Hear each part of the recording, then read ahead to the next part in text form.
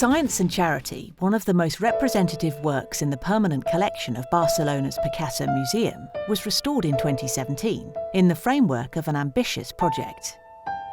As the painting had suffered visible damage, the work we carried out on it involved recovering the cohesion of the pictorial surface, besides improving its display conditions with a showcase for passive climate control. At the same time, we completed a part of our ongoing research that brought to light new details of Picasso's creative process. This work that the artist made when he was barely 15, between late 1896 and early 1897, represents the last chapter in the young artist's academic training in Barcelona. However, we cannot consider it just another task to be carried out during his apprenticeship because, from the very beginning, the intention was that it would be displayed in the General Exposition of Fine Arts held in Madrid in 1897. Those competitions were an opportunity to begin to shape the academic future that José Ruiz Blasco desired for his son. The previous year, he had made his debut in Barcelona with the painting First Communion. Perhaps the fact of seeing the work by Enrique Paternina on display there made him decide to paint the modern subject of hospital medicine. We cannot, however, discard other influences. Over the course of 1896, Picasso produced a few works in which he depicted the Daughters of Charity, and was therefore familiar with the iconography of nuns in conspicuous winged headdresses. The theme was in keeping with the fin de siècle academicism, popularised by illustrated magazines and widespread in official circles. In order to comply with his father's plans, Picasso set about the work with enthusiasm. He chose a large format and skillfully divided the compositional space by means of classical diagonal lines, placing the cup and saucer at their point of convergence. He also freely displayed his talent as a portraitist in the figure of the physician, in which he represented his father with precise, confident brushstrokes. He also went so far as to depict hands in the foreground, showing the progress he had made during the academic course. The young artist left evidence of his work in this small sketchbook and even seemed to have jotted down the title and dimensions of the picture. At the closure of the Madrid exhibition, the painting received an honorary mention, an award that persuaded the family to enter it in a new competition, this time in Malaga. The canvas, which returned to the family home in 1917, remained there up until 1970. That year, Picasso included it in his gift to the city of Barcelona, that provided the decisive stimulus for the opening of his first monographic museum. So now we know the main destinations and locations of Science and Charity. We also know that it had already suffered damage when Picasso donated it to the museum. The photos taken in the family home in Barcelona revealed it had been nailed to a wall without a stretcher, which explains why the peripheral areas, including the artist's signature, were the most affected. Yet we should also bear in mind other adverse factors, such as the probability of the canvas having been taken off the stretcher and rolled up on more than one occasion, perhaps when it left his studio to be sent to Madrid, or on some later occasion. All we know for sure is that when it left the family home it was rolled up, and that before entering the museum's permanent collection late in 1970, it underwent restoration.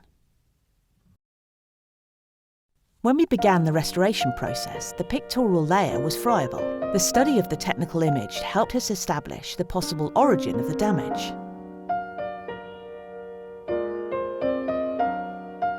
The structure of the painting is all but smooth. While some areas have thin, delicate brushstrokes, others are very dense, which makes them fragile and prone to cracks. Of the various imaging techniques used in our study, X-rays have provided most information revealing that before completing the composition, Picasso made significant changes. The artist's choice of colours have been determined by physico-chemical analyses. The microscopic study of the stratigraphic sequences have also confirmed significant changes of colour. The considerable density of pictorial matter in some areas was produced by the superimposition of layers of paint in successive adjustments. The young artist used a conventional palette, in keeping with the period in which the picture was painted. Less common was the gradual darkening of the scene as the work progressed. Besides the losses of paint around the edges, the picture's surface had several deep cracks, craquelures, and a loss of adhesion between layers, chiefly in the areas where Picasso applied more paint. A low-pressure table was used in the consolidation. The top layer of damage varnish, the remains of surface glue, and above all, the extensive repaints made in 1970 were removed by thorough cleaning to restore a better vision of the painting. Once the earlier retouches had been replaced, the painting was revarnished, its original nuances rediscovered and its colours saturated. A scientific study is a way of paying tribute to the artist's work. Thorough documentation of the painting has enabled an in-depth exploration of the creative process and of the causes of its deterioration.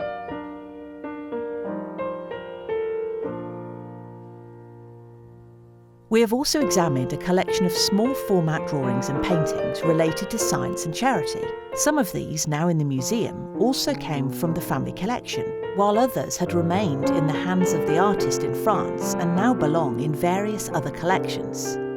What makes this set of works so interesting is the fact that most of them cannot strictly be described as sketches. During the restoration of the painting, under layers of stucco and repaints, we discovered traces of earlier moments of the pictorial process, immortalised by Picasso in small format works, produced parallel to the canvas. Having been covered by subsequent layers of paint, the pentimenti are no longer visible, although we have been able to relate them to the stratigraphic images, the X-rays, and the small sketches. As a result, we may consider these representations as state proofs in which Picasso recorded the various phases of his work on the main painting. Each of them alludes to variations of the same scene, yet they're more than just an idea abandoned by the artist. We now know that some of them were materialised on the canvas, although they were subsequently concealed under other layers of paint, as in the case of the red dress worn by the little boy. X-ray images of science and charity have revealed the various alterations made by Picasso. These pentimenti confirm the difficulties the young artist had to overcome during his execution of the painting and his perseverance to obtain the best possible results to meet the standards of a national exhibition and pave the way for a brilliant career.